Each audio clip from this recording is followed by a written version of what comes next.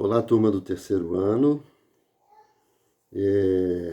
Estou aqui na sexta-feira, né, à noite, fazendo essa gravação porque amanhã de manhã, ou seja, no sábado, às 8h30, eu vou fazer mais uma cirurgia de catarata do olho direito.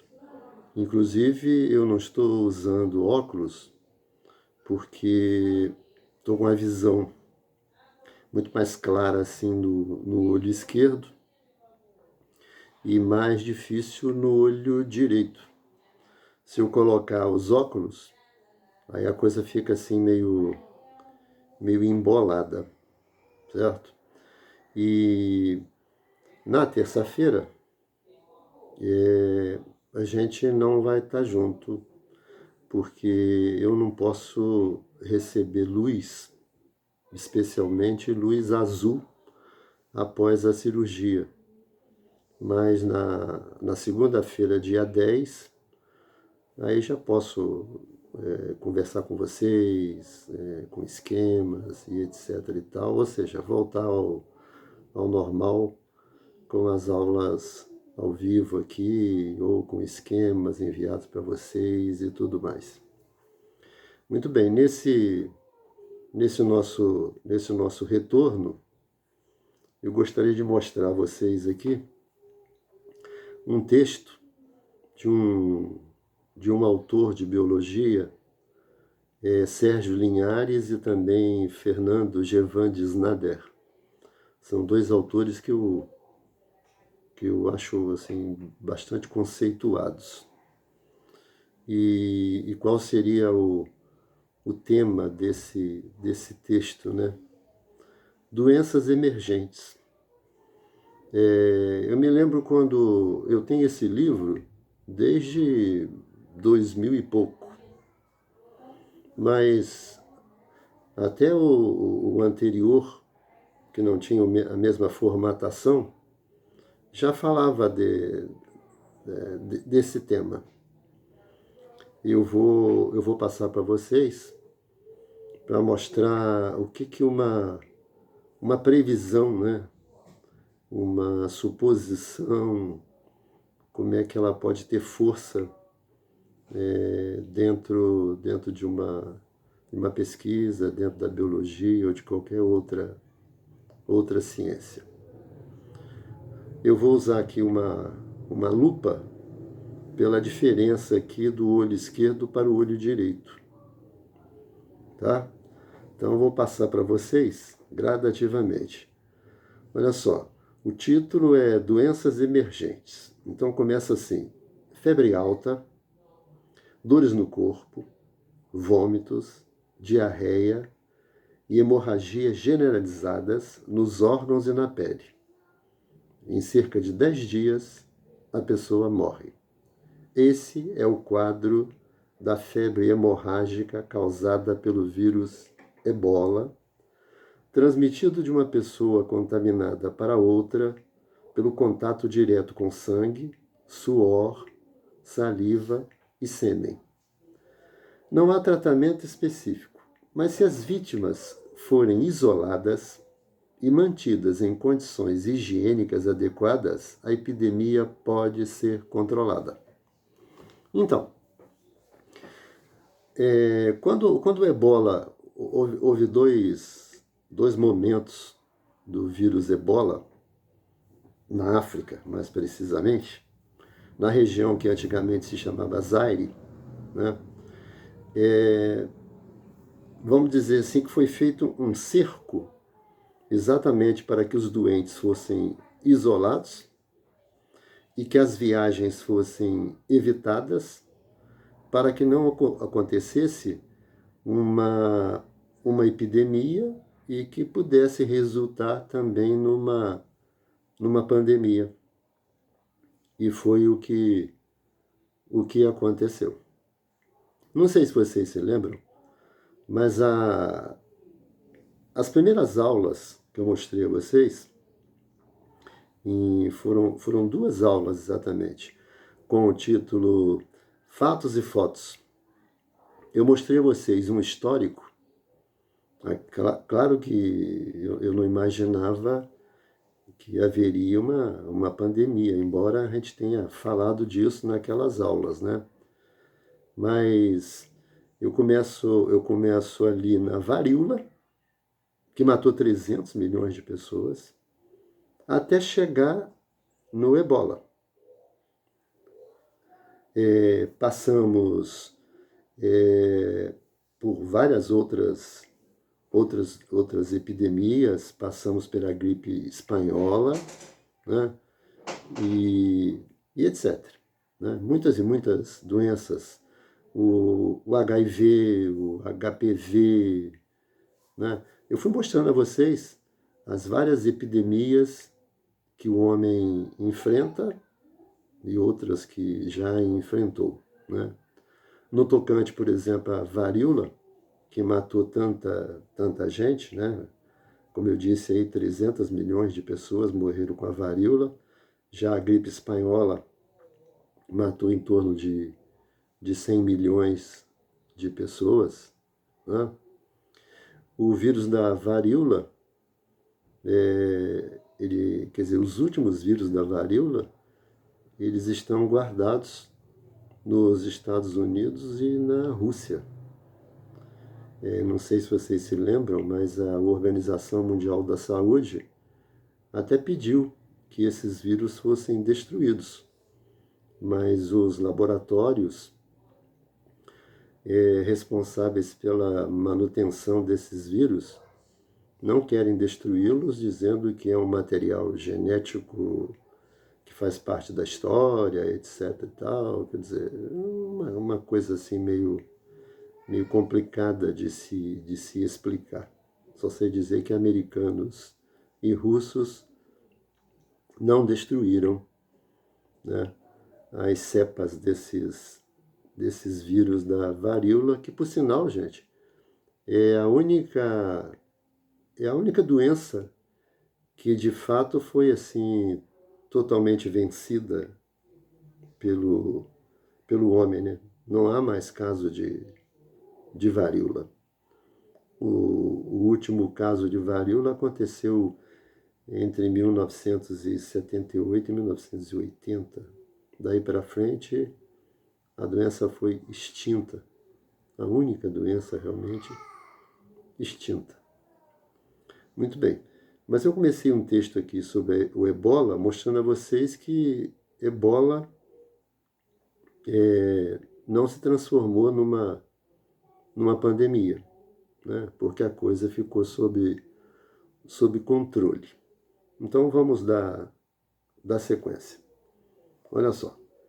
O ebola, como o vírus da síndrome respiratória aguda grave, SARS, faz parte de um grupo de vírus que circulam em animais ou populações humanas que vivem em áreas isoladas e que, com as viagens, podem se espalhar para outros locais.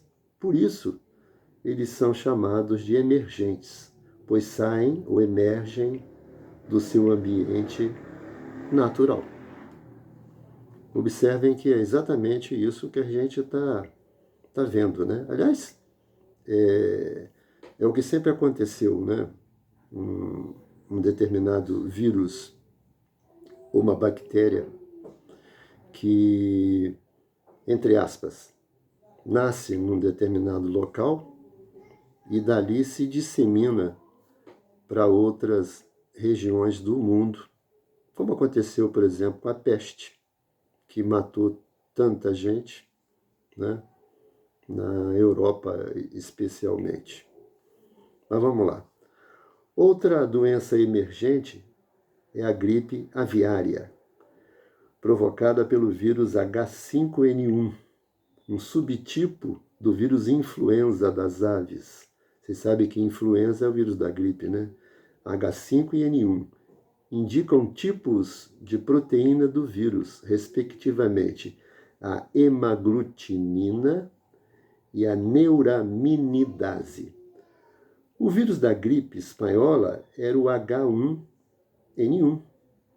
o da gripe asiática, H2N2, e o da gripe Hong Kong, H3N2.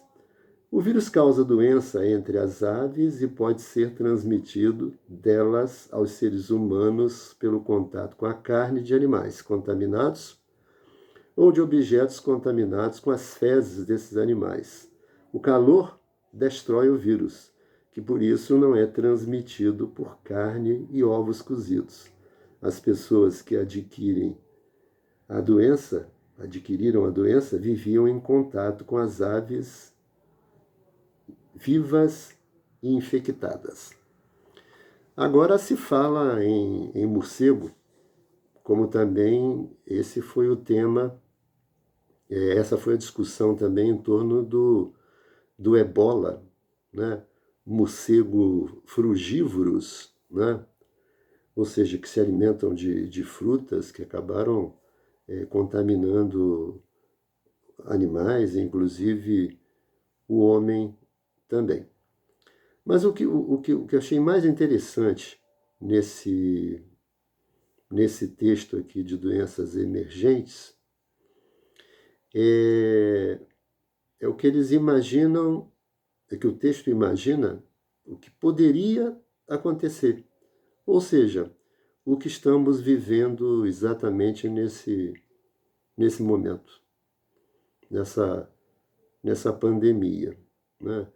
Eu lembro que quando falei que a gripe espanhola matou 100 milhões de pessoas, eu não sei se eu mesmo comentei ou se um de vocês aí perguntou se isso poderia acontecer de novo, né? Quer dizer, a gente sabe que mutações ocorrem. Elas são raras, mas elas ocorrem. E que poderia surgir um novo vírus, mas que não provocaria, digamos assim, um desastre tão grande como aconteceu com a gripe espanhola, pelos recursos da medicina atual, né? Pesquisas e etc. e tal. Inclusive, a gente tem ouvido aí que a China já está falando na possibilidade, né? Porque já está na fase 3 da vacina, já está falando na possibilidade de uma vacina já ser utilizada definitivamente, digamos assim, sem aquele teste realmente que a ciência espera, porque já passou por 3 testes, né? O quarto já seria realmente utilizar nas pessoas de um modo geral, já está se falando em agora, dia 12 de agosto. Quer dizer, e agora vai ficar uma disputa aí, né? Qual vacina que sai na frente, né? Tem a de Oxford também, mas vamos ver o que vai acontecer, né? O teste feito em macacos, notícia recente também, mostrou que a resposta imunológica foi bem interessante. E vocês sabem que esse teste com macacos é sempre um teste muito bom pela semelhança do organismo do macaco com o nosso organismo. O macaco rhesus, por exemplo, ele é muito utilizado em pesquisa, apesar de muita gente discordar, né? Porque alguns macacos acabam sendo sacrificados e etc e tal. Mas a gente não pode esquecer que o fator RH, né? Que você deve lembrar daquele problema de mãe negativo, feto positivo, né, a doença hemolítica do recém-nascido ou eritroblastose fetal, né, e que vem do fator RH. O fator RH é uma proteína, né, presente na hemácia de 85% dos humanos, mas essa proteína foi descoberta exatamente no macaco rhesus. Daí o nome, né, de RH, porque rhesus começa com R-H-E-S-U-S, macaco rhesus. Quer dizer, um primata que tem muita semelhança com a gente. Então, esse teste que foi feito aí em macacos e que eles tiveram uma resposta assim, muito interessante na produção de anticorpos. Foi uma coisa assim, muito satisfatória dessa vacina aí de Oxford, né? Tem também a da Pfizer, né? Pfizer é um laboratório muito famoso, especialmente porque foi a Pfizer que lançou o Viagra.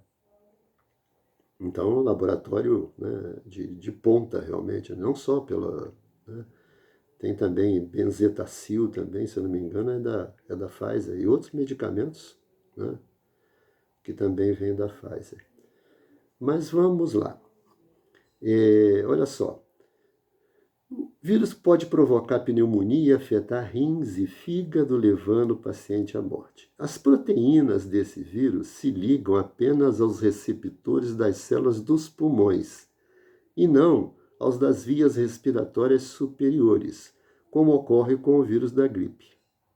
Por isso, sua transmissão é mais difícil. Ela seria mais fácil se um vírus mutante, olha só que interessante, ela seria mais fácil se um vírus mutante passasse a infectar o nariz e a garganta. Nesse caso, porém, talvez a sua agressividade fosse menor, visto que uma infecção das vias respiratórias superiores seria, em princípio, menos grave que a dos pulmões. Se o vírus sofrer mutações ou recombinar seu material genético com o vírus da gripe humana, que lhe permitam passar de um ser humano para outro, pode provocar uma epidemia mundial, uma pandemia. E nós sabemos que esse vírus, né, o corona, que ele é considerado um mutante, ele atinge exatamente a garganta, né? Como o texto fala aqui, né, da possibilidade de um vírus que atingisse as vias respiratórias superiores, né? Mas que, infelizmente, né, poderia se deslocar, vamos dizer assim, para os pulmões, gerando aí um processo inflamatório, né?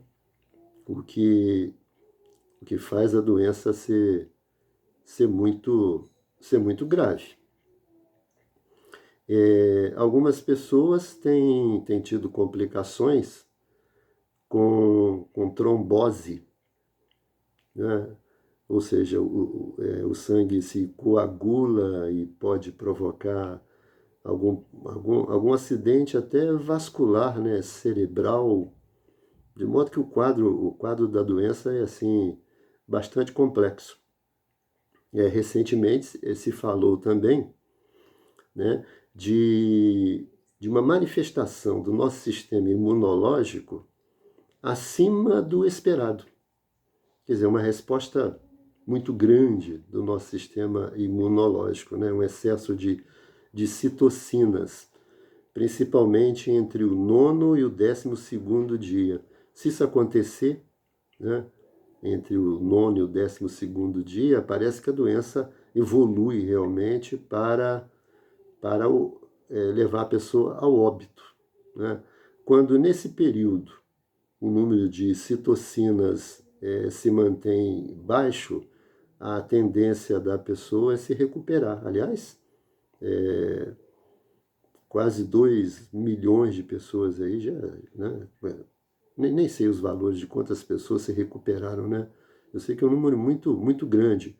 Outros são assintomáticos, né? Outros não vão ter manifestação nenhuma, realmente, como acontece com, como, com outras viroses, com outras bacterioses, né? Por exemplo, a bactéria que causa a pneumonia, né, que é uma Streptococcus, ela vive normalmente assim na nossa saliva, na nossa garganta, mas se por acaso o nosso sistema imunológico apresenta uma fraqueza, ela pode atingir os pulmões e provocar uma pneumonia, e a pneumonia pode ser muito séria. O vírus da catapora, né, coisa que por sinal aconteceu comigo, né? Eu não lembro que idade, na minha infância que eu tive catapora, mas eu tive catapora. Muito bem. O vírus da catapora ele pode ficar no organismo para sempre sem se manifestar. Você pode morrer e não acontece nada. Mas em algumas pessoas, esse vírus pode voltar, só que ele volta com outro nome, né? Volta como herpes zoster, né? E aí e provoca manifestações de irritação, geralmente nas costas, com coceira, com processo inflamatório, etc. e tal. E assim são os vírus, né? As pessoas que têm o herpes comum, né? Quando estão estressadas, aí o herpes volta, ou então quando a temperatura do ambiente se altera, o vírus também volta, né? E aí as pessoas têm mais uma crise. Eu tô voltando, quer dizer, a gente está voltando agora no segundo semestre e eu estou falando com vocês sobre esse negócio de doenças emergentes, porque é praticamente impossível que o Enem não dê atenção ao tema.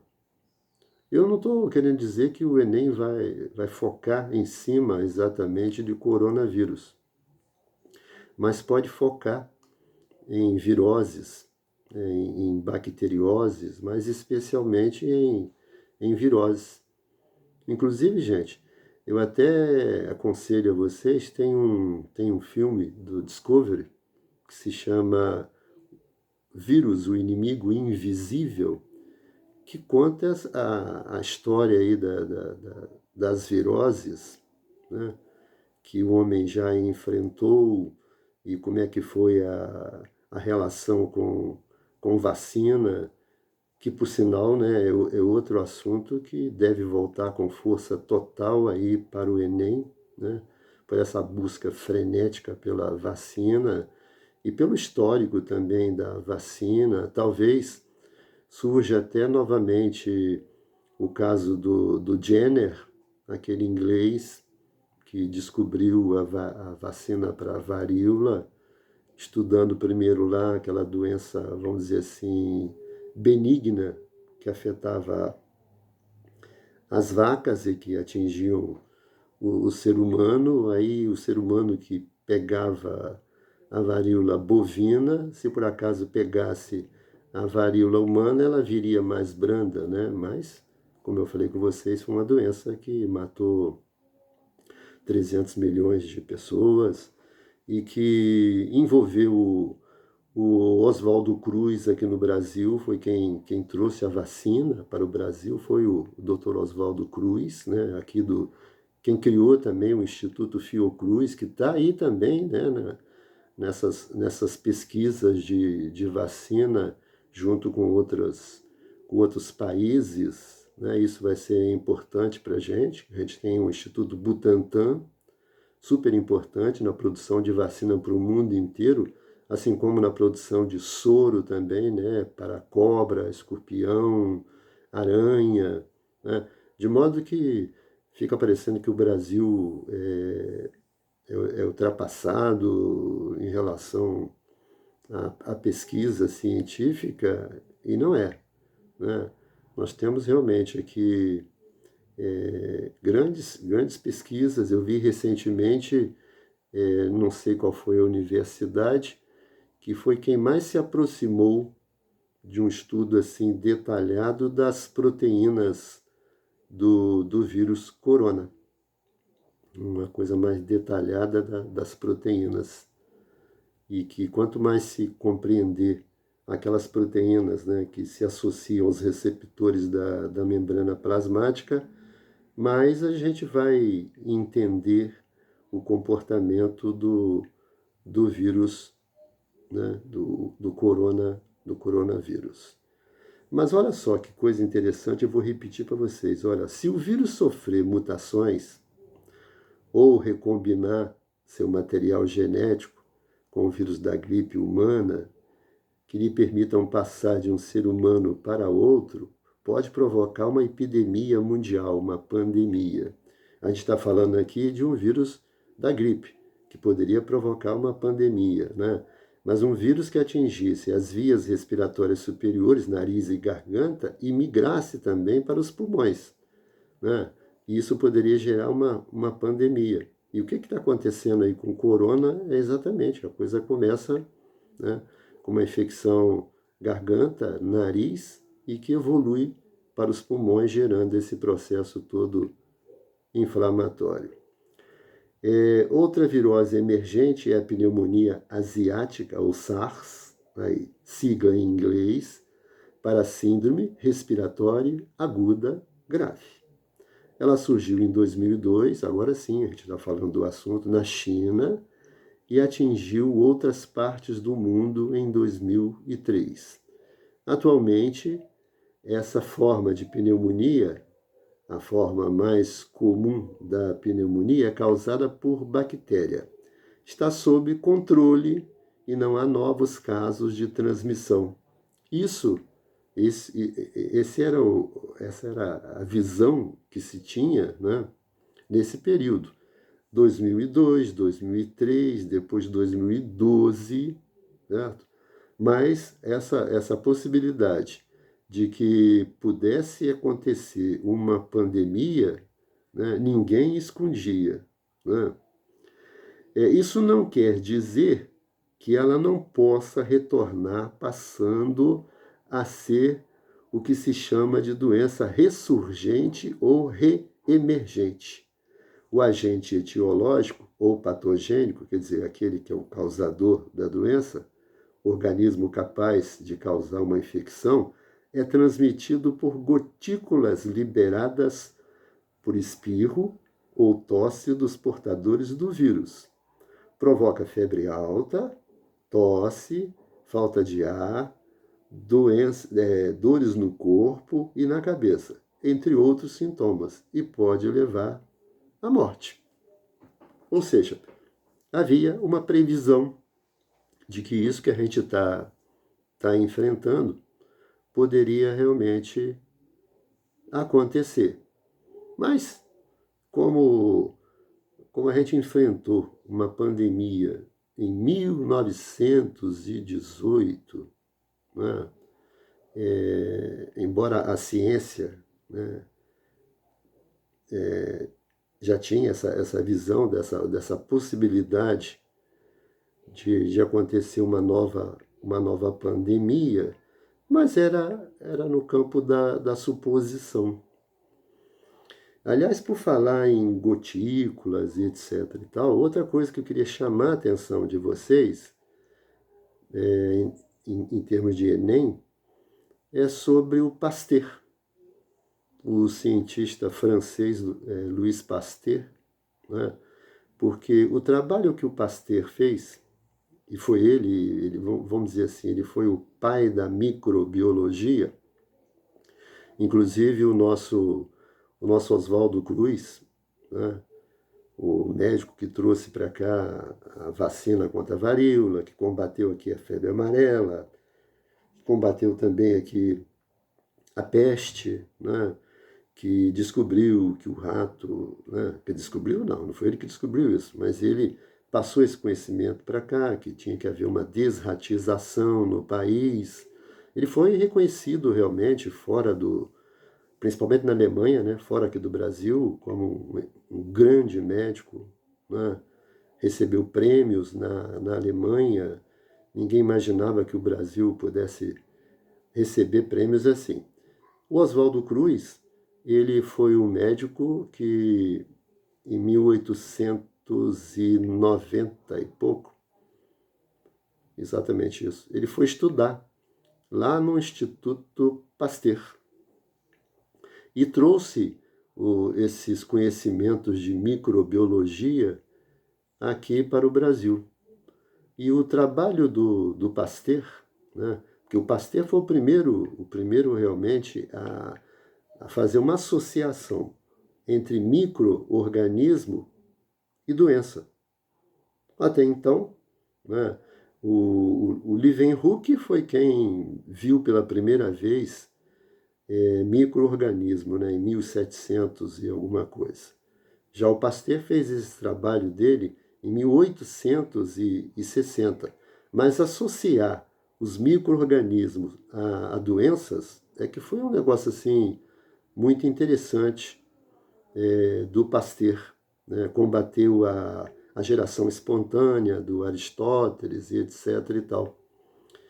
E trouxe uma nova visão e falou também sobre lavar as mãos, porque as bactérias estariam no ar e o ar tocando em tudo provocaria uma contaminação. Observe como tudo isso tem uma ligação com o Pasteur, né? Depois ele criou a pasteurização, também esse método tão interessante que nós conhecemos, de modo que é tanta coisa que esse coronavírus pode, pode trazer para o Enem. Não, como eu disse, não exatamente o coronavírus, porque como a coisa é muito recente e muito estudo ainda em cima disso e ainda muitas suposições, né? Então talvez para que não houvesse erro, né, de lançar uma coisa como uma coisa confirmada e depois uma pesquisa mostra que não era bem assim, pode ser que o Enem não se arrisque. Agora, correlacionar viroses, né, com o que está acontecendo, né, com a gripe espanhola, com a peste, né, e também com a varíola, né, pode-se também falar do vírus mais comum entre os humanos, né?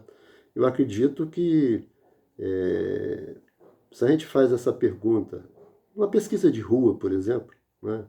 Fala assim, escuta, qual é o vírus mais comum entre os humanos? As pessoas talvez não saibam, né? Mas é o vírus HPV.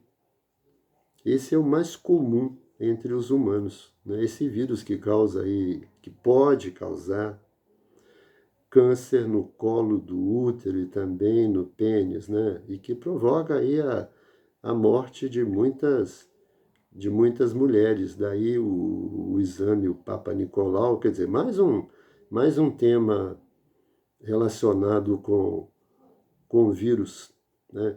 A gente não pode esquecer também da AIDS, né?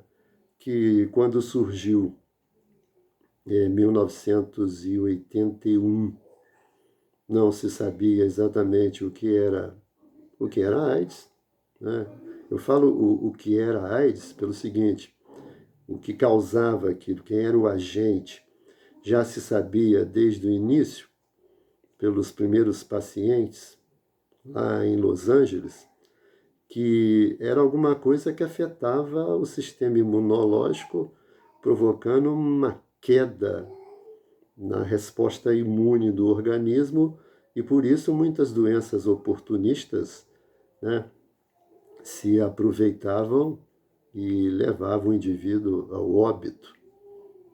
Mas só no final de 83, que lá no Instituto Pasteur, por sinal, né, aquele cientista Luc Montagnier isolou o vírus e aí ficou-se sabendo que a tal da AIDS, né, que para nós deveria ser SIDA, né, SIDA, como acontece aqui na América Latina, era provocada por um vírus que afetava os linfócitos e que com isso provocava a queda do sistema imunológico, né?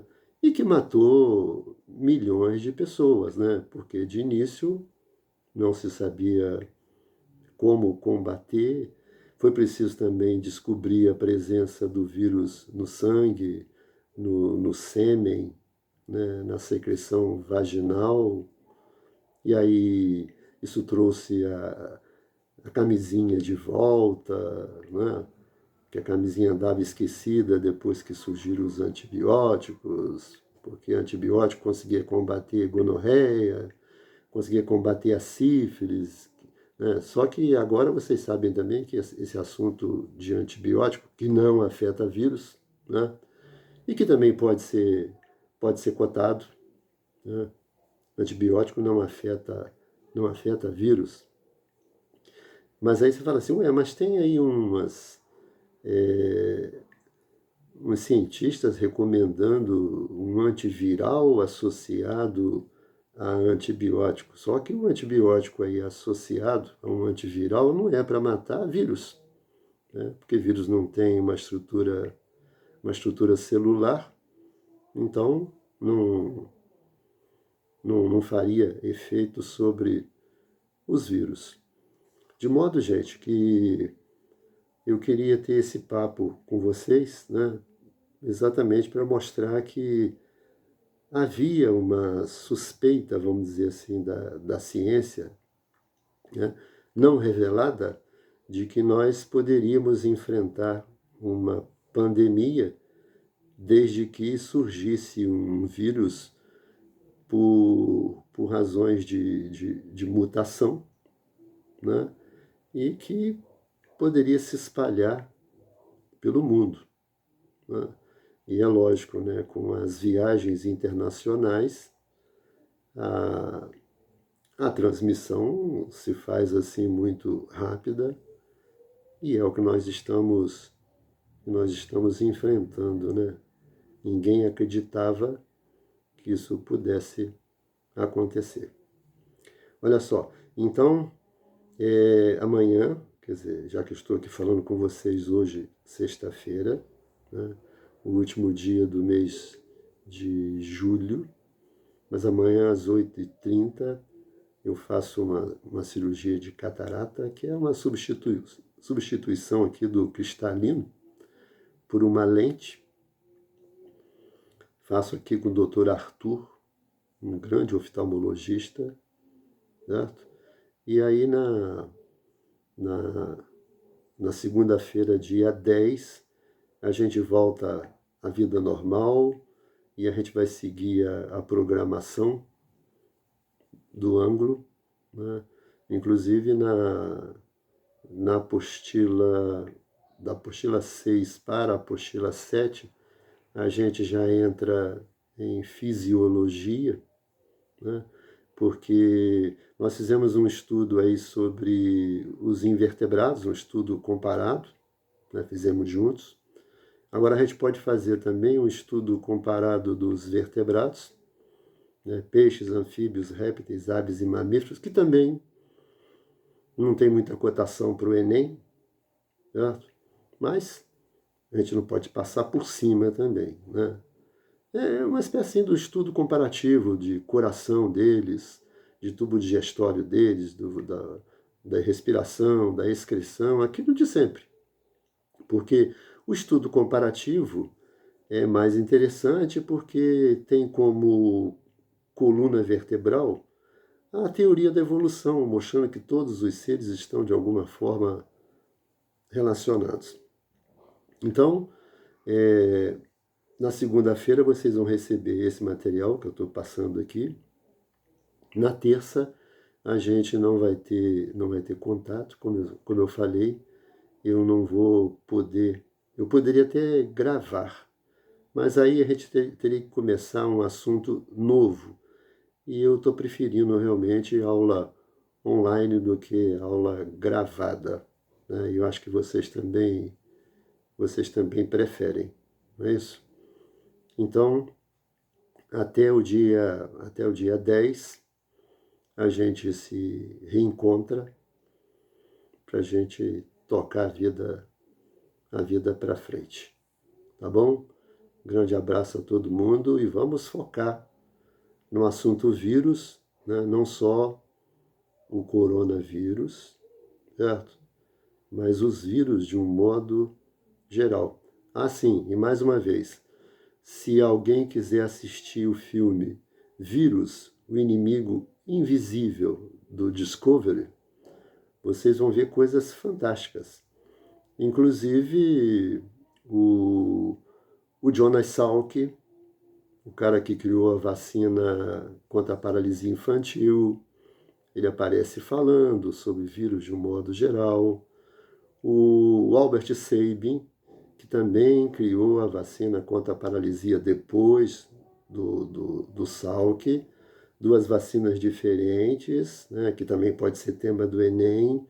A do Salk é feita com o vírus inativo, a do Sabin é feita com o vírus atenuado, mas a do Sabin ela vai acabar sendo substituída totalmente pela Salk. Isso porque algumas crianças acabaram desenvolvendo paralisia por conta da vacina. Foram poucos casos, mas de qualquer maneira, alguns casos aconteceram mundo afora, então o Brasil vai substituir a SEIB pela Salk, certo? Então, o assunto vacina também, assunto que sempre é cotado, prevenção, Pasteur, Leeuwenhoek, né? Doenças respiratórias, isso aí tudo, né? Ebola, herpes, né? Sarampo, a volta do sarampo, o perigo qual seria, vamos dizer assim, a porcentagem de pessoas que precisam ser vacinadas para que uma doença fique sob controle, né? É em torno de 95% das pessoas, exatamente para evitar que o vírus circule, certo? Então, tudo isso, todo esse pacote, é um pacote, assim, muito importante que vocês devem dar uma atenção toda especial, tá bom? Grande abraço a todos vocês e vamos tocando para frente. Valeu!